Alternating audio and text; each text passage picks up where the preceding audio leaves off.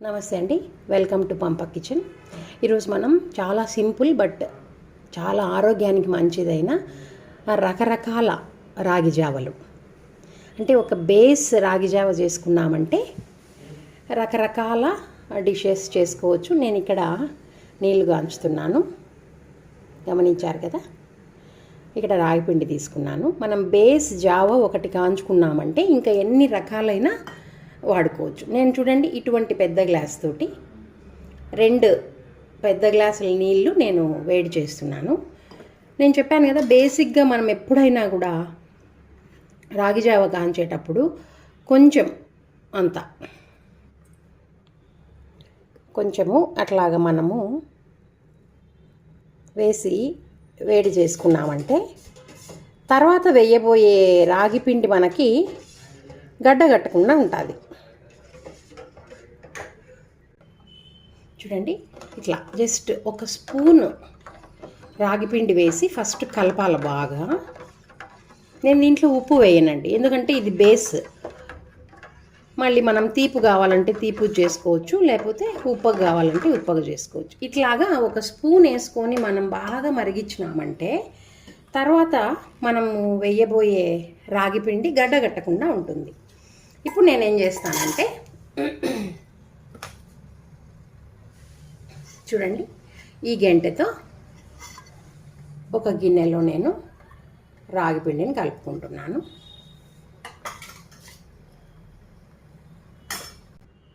చూడండి, ఈ గంటెతో ఒక గంటె వేసి పల్సగా కలుపుకున్నాం.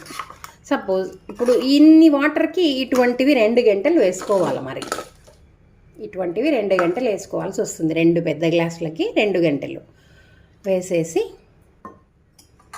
ఇంకా మనము కొంచెం నీళ్ళు వేసుకుంటూ, ఉప్పు మాత్రం వేయకూడదు. బేస్ రాగి జావకి ఎప్పుడు కూడా ఉప్పు వేయకూడదు. ఇది నీళ్ళు లేకుండా మనం శుభ్రంగా గడ్డలు లేకుండా మనం శుభ్రంగా కలిపేసినామంటే అక్కడ స్టవ్ మీద మనకి రాగి జావ కూడా వేడికి వచ్చేసింది. వేసి నేను చూపిస్తాను ఎట్లాగా అనేసి. చూడండి, ఇలాగ కలుపుకున్నాను. మనము ఇక్కడికి వెళ్ళి చూస్తే ఒకసారి చూడండి, ఇది కూడా బాగా అంటే బాగా మరుగుతూ ఉంది కదా.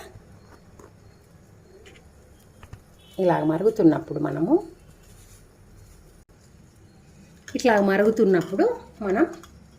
కొద్ది కొద్దిగా వేసుకుంటూ ఇది అట్లా కలుపుకుంటూ ఉండాలి. మనం అసలు అది గడ్డగడుతుందని భయపడే పనే లేదు, ఎందుకంటే ముందే మనం నీళ్ళల్లో ఒక స్పూన్ రాగిపిండి కలుపుకున్నాం. అదే టెక్నిక్. మీరు ఆ విధంగా కలపకుండా చేసినారంటే అసలు అంత గడ్డలు కడుతుంది. చూడండి, ఎక్కడ ఒక గడ్డ కూడా లేదు, అసలు టెన్షన్ పడే పనే లేదు. ఇంకా మనం కలుపుకుంటూ ఉండాలి. ఈ విధంగా ఒక 3 నిమిషాలు మనం షిమ్లో పెట్టేసి కలుపుకుంటా ఉన్నామంటే చిక్కటి రాగి జావ తయారవుతుంది. ఇది మనం చేసుకోబోయే రకరకాల 3 రకాలు చేసి చూపిస్తాను మీకు ఈరోజు. వాటికి ఇది బేస్ అన్నమాట. ఇలా చేసి పెట్టుకున్నామంటే ఎవరికి ఏ రకం కావాలంటే ఆ రకం ఎట్లాగనేది నేను ఇప్పుడు ఇది 2 మినిట్స్ ఆర్ 3 మినిట్స్ మనకు కావలసిన చిక్కదనం రావాలి. మరి చూడండి, బాగా బాయిల్ అవుతుంది, మరగ్గాగుతుంది, బాగా పొంగు వస్తుంది. అట్లా పొంగు వచ్చేటప్పుడు మనం కలబెట్టుకుంటా కొంచెం బాగా ఉడకాలి. ఒక 2-3 నిమిషాలు ఉడికితేనే, లేకపోతే పచ్చివాసన వస్తుంటుంది కదా. బాగా ఉడకాల. 2-3 మినిట్స్ ఈజ్ ఎనఫ్. కాకపోతే మనం కొంచెం జాగ్రత్తగా అక్కడే ఉండాలి. ఇంకొక నిమిషం కాగబెట్టేసి మనం దించి తర్వాత ఏం చేయాలా అనేది చూద్దాం. చూడండి, బాగా మరగ్గాగుతుంది కదా. ఈ టైంలో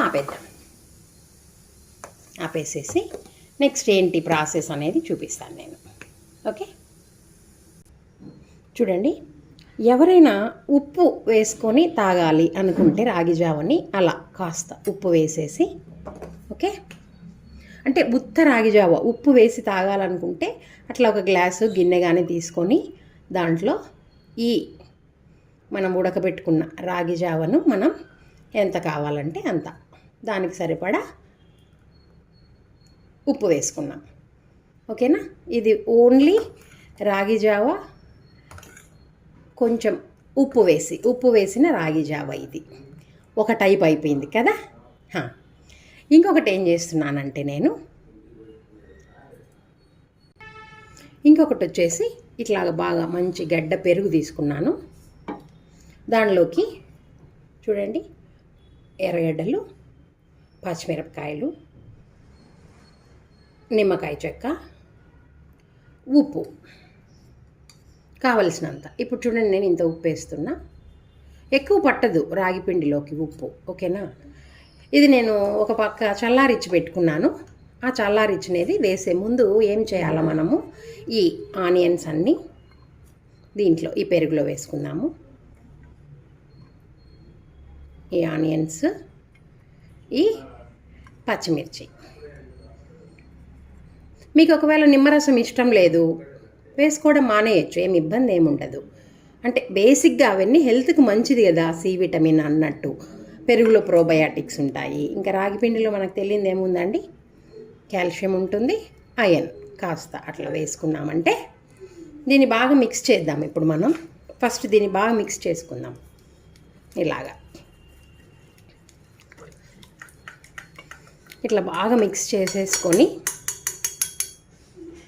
మన బేసిక్ రాగి జావ ఉంది కదా, ఈ రాగి జావని మనం ఏం చేస్తామంటే దీంట్లో వేసేద్దాం.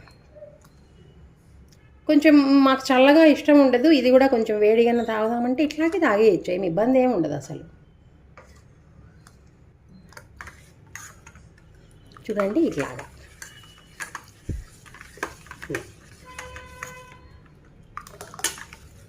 ఈ రకమైన మామూలుగా మనం రాగి అంబలి అంటాం కదా, ఎండల కాలంలో చాలా హెల్త్ బెనిఫిట్స్ ఉంటాయి దీంతో.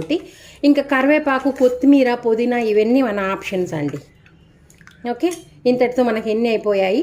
2. ఒకటి వచ్చేసి ఊరికే ఉప్పు వేసి రాగి జావ, ఇంకొకటి వచ్చేసి పెరుగు వేసిన అంబలి, ఇంకొకటి ఏంటో చెప్తాను చూడండి. ఇంకొకటి నేను పాలు ఇక్కడ కాంచి పెట్టుకున్నాను. ఒక గ్లాస్ చూడండి, ఈ గ్లాస్ పాలు అలా వేసేసుకొని అందులోకి నేను కాస్త బెల్లము, చూడండి బెల్లము, యాలకబుడ్డ, సోంపు ఈ 3 వేసి కొంచెమే, మళ్ళీ మనం డ్రై ఫ్రూట్స్ ఖర్జూరం అలా వేసుకొని పైన తింటే బాగుంటుంది. దీన్ని కాస్త మరగ్గాన్ చేస్తాం. వీటిని ఆల్రెడీ పాలు కాచినవే, కొంచెం టైం టేకింగ్ కదా, తీసుకుంటుంది. అవంత బెల్లం అంతా కరగాలి కాబట్టి కొంచెం అట్లా గెరిటె తీసుకొని మనం ఇట్లా కలబెడుతూ ఉంటే కరిగిపోతుంది. చూడండి కలర్ కూడా చేంజ్ అయింది కదా.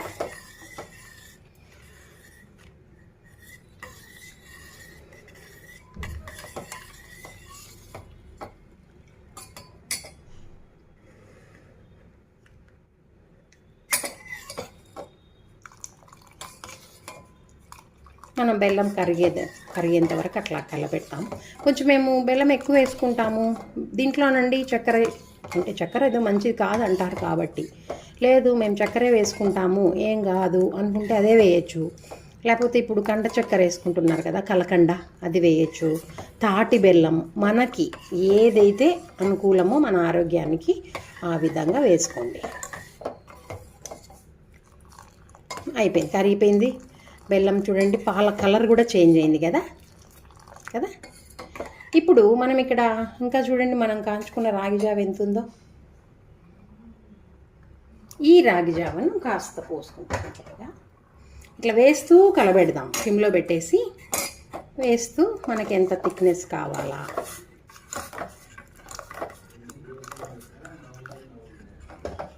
ఎప్పుడైనా కొంచెం పలసగా చేసుకోవాలా రాగి వెంత, ఎందుకంటే కొంచెం చల్లారే కొద్ది ఏమవుతుంది, గట్టిగా అయిపోతుంది కదా. చూడండి ఇట్లాగా మనం ఇందాక మనము రాగి జావ మరిగించినాం కదా, అట్లా మరిగించుకోండి. ఇంకా కావాలంటే ఇంకా వేసుకోవచ్చు. మరిగిన తర్వాత బాగా పొంగుకొచ్చిన తర్వాత చూద్దాం ఎలా ఉంటుందో. చూడండి ఇట్లా పొంగుకొస్తుంటుంది, కలబెట్టుకుంటూ ఉండాలి. కొంచెం మరగాలి కదా, పాలు అది కలిసిపోయి బాగా మరిగేదాకా మనం మరిగించాలి. మరి ఇంకా ఒక్క నిమిషం అట్లా మరిగిద్దాం. ఒకవేళ పొంగుతుంటాయి, పాలు ఉన్నాయి కాబట్టి పొంగుతూ ఉంటుంది కదా, అప్పుడంతా మనం ఇట్లా కలబెట్టుకున్నామంటే సరిపోతుంది. ఇంకొక నిమిషం అట్లా ఉడికిద్దాము. చూడండి బాగా పొంగుకొస్తుంది కదా, ఇంకా ఆపేద్దాం. అంతే, అయిపోయిందండి ఇది కూడాను. మరి చూడండి కొంచెం పలసగా ఉండాలి, ఇంకా చల్లారేలోపు కొంచెం థిక్ అవుతుంది, మనం తాగేదానికి వీలుగా ఉంటుంది కదా. ఇప్పుడు చూద్దాం ఏం చేయాలో. ఇంకా దీన్ని ఒక గిన్నెలో వేసేసుకుంటున్నానండి. ఇట్లాగా వేసేసుకుంటే 3 తయారు చేసుకున్నాం కదా. వీటికి ఇంకా గార్నిషింగ్ ఏంటనేది చూద్దాం. చూడండి మరి ఇది వచ్చేసి మనం పెరుగు వేసి ఎర్రగడ్డ, పచ్చిమిరపకాయ, నిమ్మకాయ రసం వండుకున్నాం కదా. దీనిపైకి నేను ఏం చేస్తానంటే అక్కడక్కడ కొంచెం మంచింగ్ లాగా ఉంటుందని మొలకలు ఉంటాయి కదా, కొంచెం మొలకలు ఉన్నాయి, అవి వేస్తున్నాను. అక్కడక్కడ కొంచెం అట్లాగొస్తాయి. ఇంకా దీనిలోకి ఏం చేస్తున్నానంటే చూడండి జీడిపప్పు. ఈ జీడిపప్పు రాత్రి నానేసుకున్నాను, అవి వేస్తున్నా. చూడండి అట్లాగా పైన మనకి ఏం కావాలంటే అవి, ఇది కొంచెం సారపప్పు అట్లాగా. చూడండి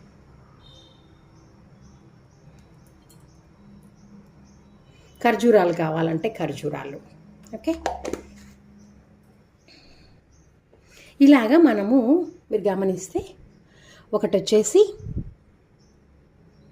పెరుగు వేసి చలువ ఇది, ఇంకొకటి వచ్చేసి పాలు బెల్లం వేసి ఐరన్ అనిమిక్గా ఎవరైనా ఉంటే ఇలా చేసుకోవచ్చు. ఇంకొకటి వచ్చేసి ఊరికే ఉప్పు రాగి జావ. ఓకే, ఈ విధంగా మనము ఇటువంటి ఒక బేస్ ఉప్పు లేకుండా ఉండే రాగి జావ చేసుకున్నామంటే ఇంట్లో ఎవరెవరికి ఎటువంటి టైప్ కావాలనో అటువంటి రాగి జావలన్నీ మనం చేసి ఇంట్లో ఉన్న వాళ్ళందరికీ మంచి ఆరోగ్యాన్ని ఇవ్వచ్చండి. మీరు కూడా తప్పకుండా ప్రయత్నిస్తారని నమ్ముచున్నాను. మరి తప్పకుండా ప్రయత్నించండి, టేస్ట్ ఎలా ఉందో చెప్పండి. మరి ఇంకా ఎవరైనా సబ్స్క్రైబ్ చేసుకోకపోతే సబ్స్క్రైబ్ చేసుకొని ప్లీజ్, నచ్చితే లైక్ చేయండి, కామెంట్ చేయండి, షేర్ చేయండి. Thank you. Have a nice day.